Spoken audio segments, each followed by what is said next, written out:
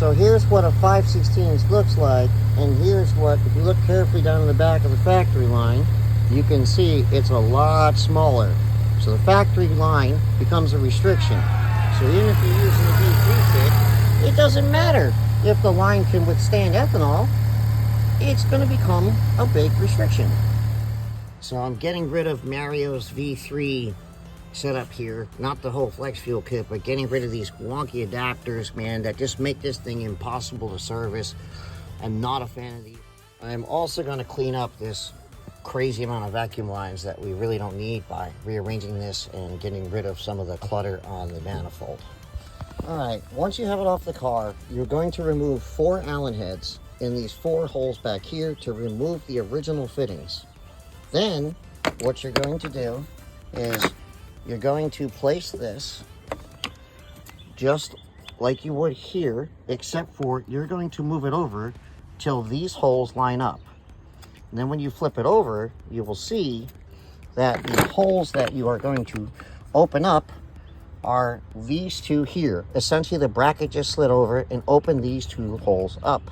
Once you drill those 2 holes, you're going to take the M6 and put it through there and capture it with the M6 nut provided in the kit so that the bracket offsets the flex fuel sensor essentially about 3/4 of an inch from the previous holes that I showed you. Install the locking coupler and then slide this fitting on and thread it in to lock it into place before you put it on the car. Once this is installed as shown, remount the flex fuel kit onto the vehicle with or without your catch can if you do not have one, but do not attach this line yet. Once it's on, go ahead and pull this portion up and reattach your original line. I can't do this with one hand. Let me see if I can do this,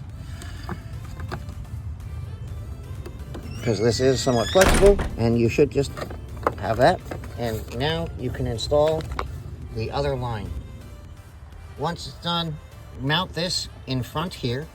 You may or may not have to, depending on where your fuel pump is, route your line slightly different. If you have a full race pump or a Honda pump, you may need to route it slightly different.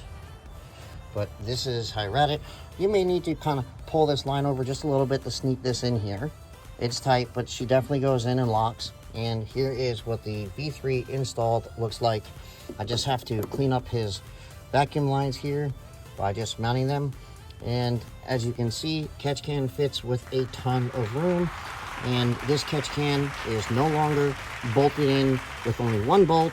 2 bolts are back into the catch can, so you can easily mount these with catch can, both radium and the Mishimoto catch can, without having to mount this with only 1 hole.